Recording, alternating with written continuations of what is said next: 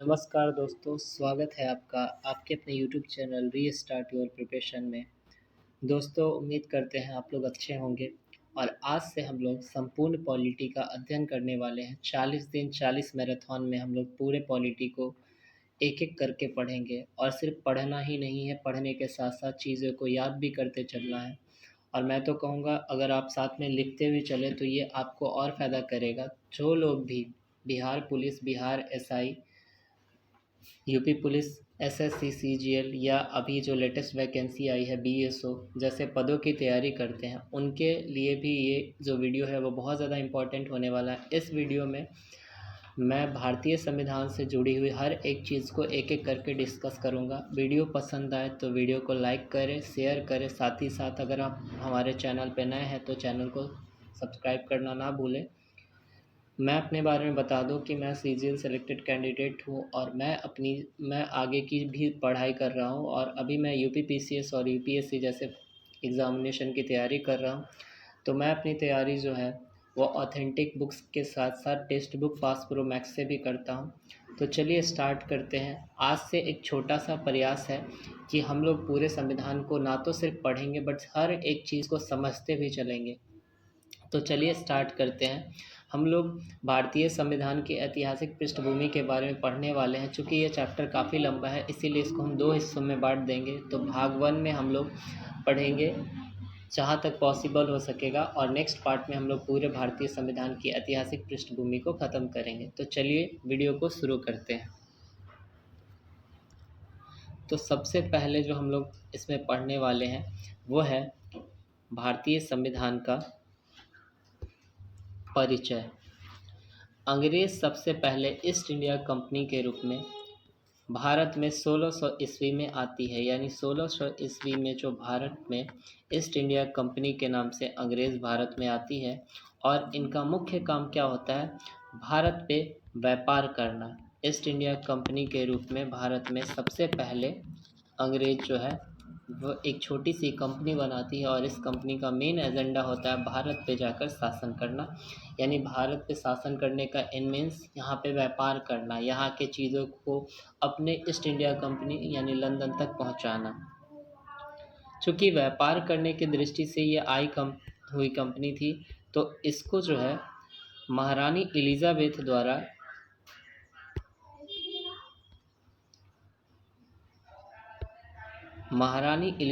प्रथम द्वारा एक घोषणा पत्र जारी किया गया था। इस घोषणा पत्र में यह मेंशन किया गया था कि ईस्ट इंडिया जो कंपनी है वह भारत में विशेष व्यापार का अधिकार प्रदान करेगी और भारत में जाकर व्यापार स्वतंत्र रूप से कर सकती है। सबसे पहले जब ये भारत आती है तो इन्होंने सबसे पहला जो काम किया वो क्या करते हैं, बंगाल, बिहार और उड़ीसा के लिए दीवानी का जो अधिकार था ये इन्होंने ग्रहण किया। इसके अंतर्गत जो 2 चीज़ों पे इनको अधिकार मिला, पहला था राजस्व संग्रह करना और दूसरा जो था नागरिक न्याय प्राप्त करना। एक विशुद्ध वाणिज्यिक इकाई के रूप में क्षेत्रीय शक्ति में परिवर्तन हो गया। यानी जब शुरुआत में ये कंपनी आती है ये एक व्यापारिक कंपनी बन के आती है और धीरे धीरे ये अपनी शक्तियों का प्रसार प्रचार करते हुए ये एक क्षेत्रीय शक्ति के रूप में अपना जो है वर्चस्व बना लेती है।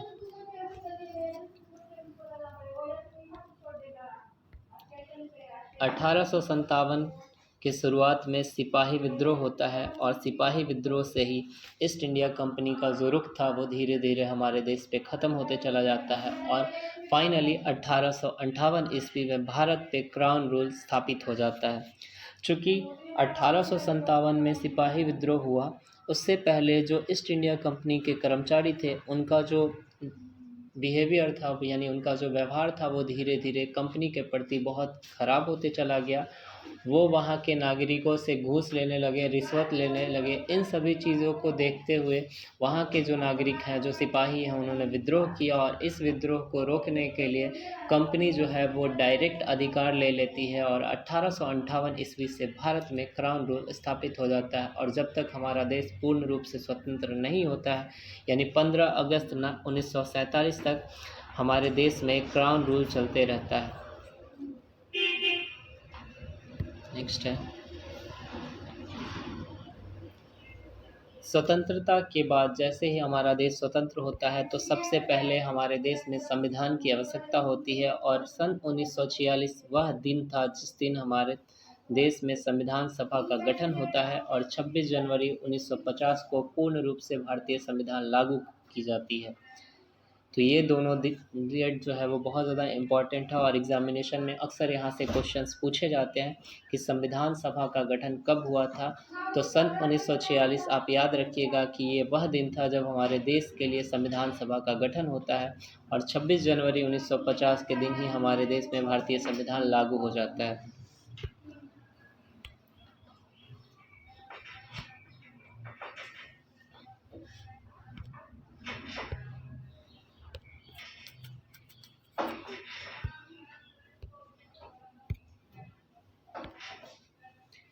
भारत के संविधान और शासन की कई विशेषताएं ब्रिटिश औपनिवेशिक कानून और प्रशासनिक ढांचे में निहित है। कहा जाता है कि जो भारत का संविधान है और इसकी जो शासन की विशेषताएं हैं उसमें ब्रिटिश के थोड़े से लक्षण देखने को मिलते हैं। लक्षण क्यों नहीं देखने मिलेंगे? क्योंकि हमारे देश पे ब्रिटिशों ने बहुत दिनों तक शासन किया है, इसीलिए हमारी जो संविधान है, आपको पता है कि भारत का संविधान सबसे बड़ा लिखित संविधान है, और हमारे संविधान को लिखने में बहुत सारे देशों के संविधानों से सहयोग लिया गया है। जब हम संविधान के ऐतिहासिक स्रोत के बारे में पढ़ेंगे तो वहाँ हम एक एक चीज़ को डिस्कस करेंगे। चलिए आगे पढ़ते हैं। अब हम लोग भारतीय इतिहास की जो पृष्ठभूमि है, यानी भारत का इतिहास, भारतीय संविधान की इतिहास है, वो कैसे कैसे स्टार्ट हुआ, इसको हम लोग क्रोनोलॉजिकल ऑर्डर यानी कालानुक्रमिक रूप से देखेंगे। इसमें कौन सा घटना कब हुआ, इन हर चीज़ को हम लोग बारीकी से देखेंगे, समझेंगे, और समझने के साथ साथ हम चीज़ों को याद करते भी चलेंगे। तो सबसे पहले कंपनी का शासन होता है 1773 से लगभग 1858 ईस्वी तक, जब तक 18, क्योंकि आपको पता है 1857 वह दिन था जब भारत में सिपाही विद्रोह होता है, जिसे इंग्लिश में सिपोई म्यूटिनी भी कहा जाता है, और इसी विद्रोह के बाद कंपनी पर क्राउन रूल स्थापित हो जाती है, और कंपनी भारत पे पूर्ण रूप से जो है वो अपना अधिकार स्थापित कर लेता है। सबसे पहले जो हम लोग पढ़ने वाले हैं वो है कंपनी शासन 1773 से 1858।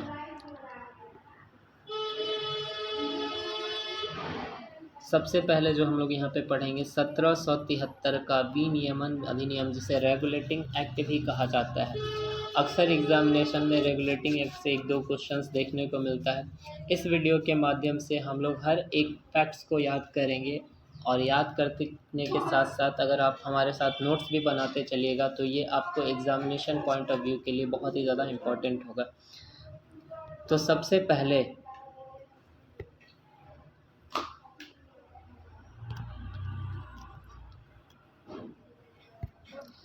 पहले ब्रिटिश सरकार द्वारा ईस्ट इंडिया कंपनी को विनियमित करने का पहला कदम, चूँकि आपको पता है कि 1773 तक जो ईस्ट इंडिया कंपनी थी वो धीरे धीरे अपने व्यापारिक दृष्टिकोण को बढ़ाने लगी, और कंपनी के जो कर्मचारी थे वो भ्रष्ट हो चुके थे, और वो इतने भ्रष्ट हो चुके थे कि वो वहाँ के लोगों से रिश्वत लेने लगे थे। तो इन्हीं सभी चीज़ों को रोकने के लिए 1773 का सबसे पहला विनियमन अधिनियम आता है, जिसके द्वारा ईस्ट इंडिया कंपनी को कंट्रोल करने का सबसे पहला स्टेप आप कह सकते हैं कि ब्रिटिश सरकार द्वारा उठाया गया सबसे पहला कदम ईस्ट इंडिया कंपनी को रेगुलेट करने के लिए या फिर उनको कंट्रोल करने के लिए जो उठाया गया वो 1773 का ही अधिनियम था।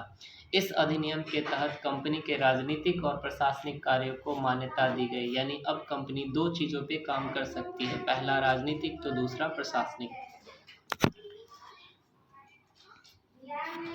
1773 में कुछ इम्पॉर्टेंट चीज़ भी किया गया, वो क्या है, तो बंगाल के गवर्नर जनरल का पद जो था उसे चेंज करके बंगाल के गवर्नर जनरल का पद सृजित किया गया। बंगाल यानी गवर्नर जनरल का जो पद था उसे बंगाल का गवर्नर जनरल बना दिया गया। लॉर्ड वारेन हेस्टिंग्स सबसे पहले बंगाल के गवर्नर जनरल बने। अब जैसे ही बंगाल में गवर्नर जनरल की नियुक्ति होती है तो उनकी सहायता के लिए 4 अन्य सदस्यों की कार्यकारी परिषद बनाई जाती है जो उनको असिस्ट करेंगे कि जो बंगाल के जो गवर्नर जनरल होंगे वो काम करेंगे तो उनको असिस्ट करने का काम कौन करेंगे, 4 अन्य सदस्य करेंगे। उनका मुख्य काम था बंगाल के गवर्नर जनरल को असिस्ट करना। उसके बाद कलकत्ता में एक मुख्य न्यायाधीश और 3 न्यायाधीशों के लिए सबसे पहले 1774 ईस्वी में सर्वोच्च न्यायालय की स्थापना की जाती है और ये वो दिन था जहाँ पे एक न्यायाधीश और 3 अन्य न्यायाधीश जो है वो सर्वोच्च न्यायालय में शामिल होते हैं। और भारत में सबसे पहले मुख्य न्यायाधीश जो थे वो सर एलिजा एम्पे थे। अक्सर इससे क्वेश्चंस पूछे जाते हैं कि भारत में जो सबसे पहले न्यायाधीश थे कौन थे, तो वो आप यहाँ पे हम लिख देते हैं sir Elijah Impey. Sir Elijah Impey जो थे वो भारत के पहले मुख्य न्यायाधीश थे। भारत के पहले मुख्य न्यायाधीश सर एलिजा एम्पे को बनाया गया।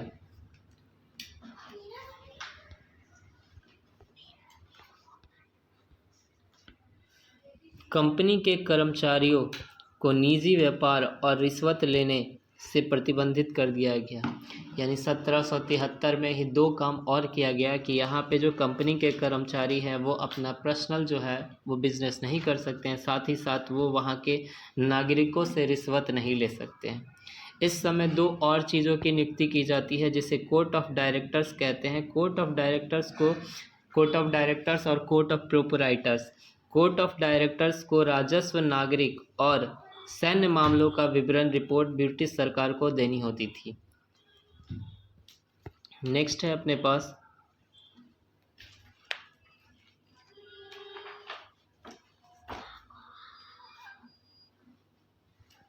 (1781) का संशोधन अधिनियम, जिसे निपटान अधिनियम भी कहा जाता है। अब इसके बारे में हम लोग एक एक चीज़ को पढ़ेंगे।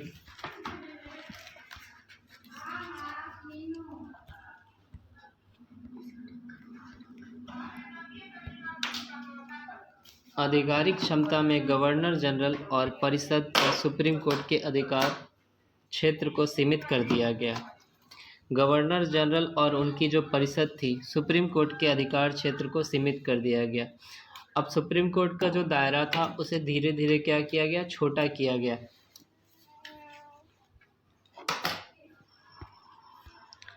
राजस्व मामलों को सर्वोच्च न्यायालय के क्षेत्राधिकार से बाहर कर दिया गया। यानी अब सुप्रीम कोर्ट जो है वो राजस्व के मामलों में यानी रेवेन्यू के मामले में कोई भी हस्तक्षेप नहीं कर सकता है।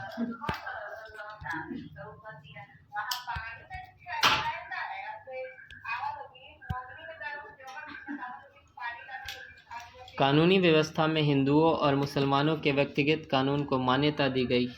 1781 में कुछ खास नहीं है, यहाँ पे 2 ही मामले देखने को मिलता है। पहला है राजस्व मामलों को सर्वोच्च न्यायालय के क्षेत्राधिकार से बाहर करना, और कानून की जो व्यवस्थाएं थे इसमें हिंदू और मुसलमानों को व्यक्तिगत कानून को मान्यता दी गई।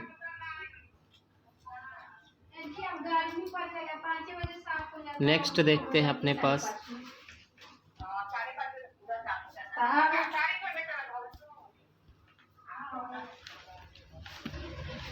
नेक्स्ट हम लोग देखेंगे पिट्स इंडिया एक्ट 1784, और इसमें हम लोग जो है हर एक चीज़ को आसानी से देखेंगे।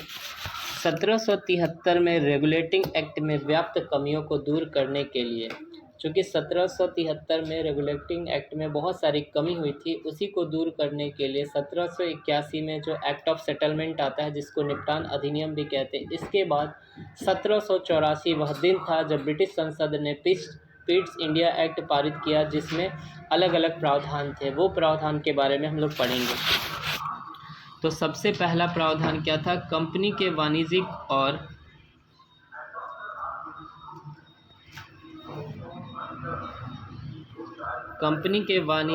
और राजनीतिक कार्यों को अलग करने के लिए पारित किया गया था। सबसे पहला काम जो वाणिज्यिक और राजनीतिक है, यानी पॉलिटिक्स और व्यापार दोनों के क्षेत्र को अलग अलग किया गया। राजनीतिक मामलों की निगरानी के लिए एक नियंत्रण बोर्ड बनाया गया जिसे द्वैध शासन की स्थापना हो गई। अब यहाँ पे क्या होता है, दो शासन प्रणाली स्टार्ट होती है। पहला एक वाणिज्यिक था, यानी जो व्यापार को देखेगा, और दूसरा जो था वो राजनीतिक मामले को देखेगा। इसी राजनीतिक मामले को देखने के लिए एक नियंत्रण बोर्ड की स्थापना की गई, जिसके कारण भारत में द्वैध शासन की स्थापना हो गई, यानी द्वि शासन प्रणाली स्टार्ट होती है।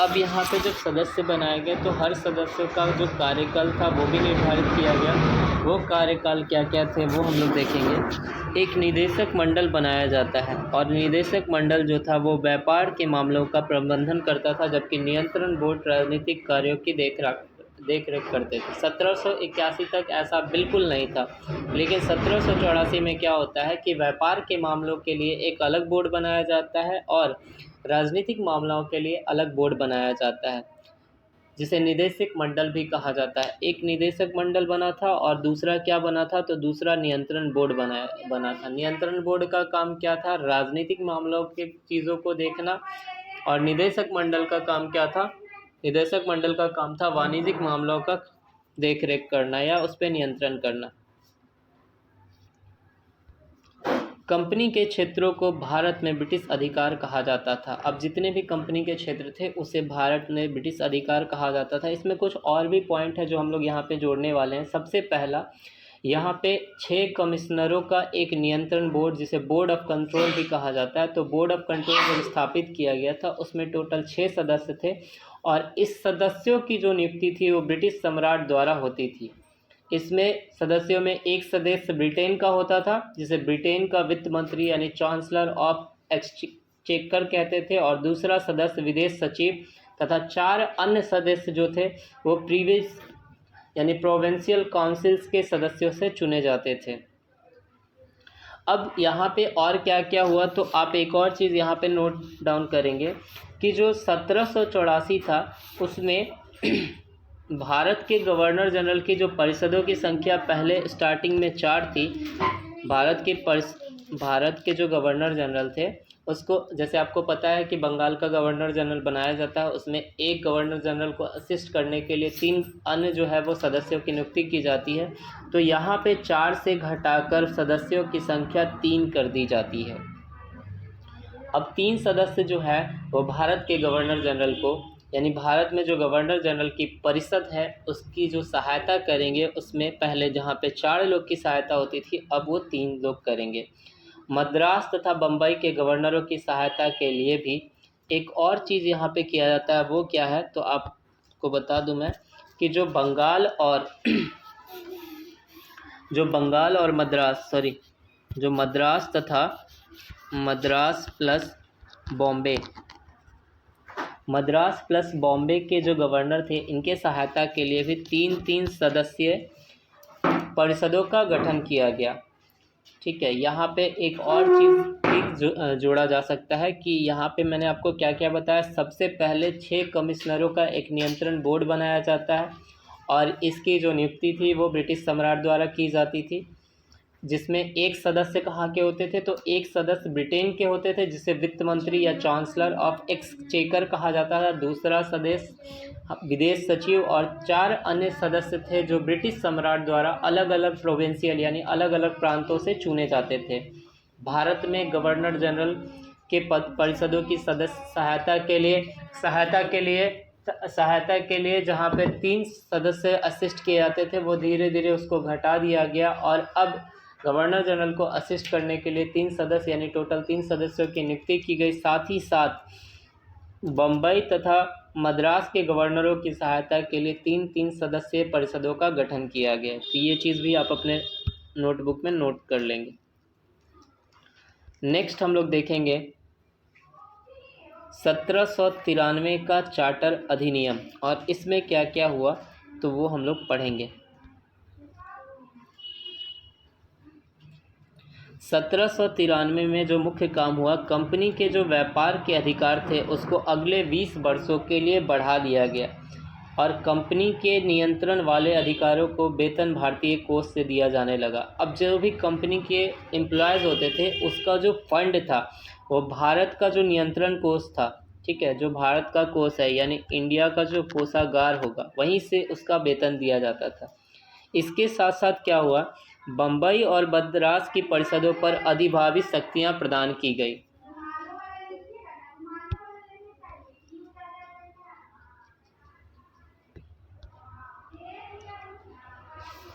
गवर्नर जनरल को एक अलग सी शक्ति दी जाती है जिसे वीटो का भी अधिकार कहते हैं।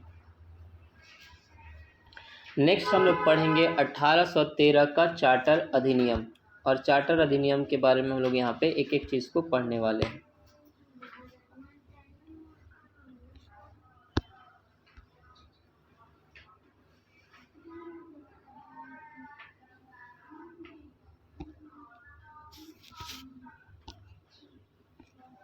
कहाँ तक पढ़ा है यार, बीच में देख दिए क्या?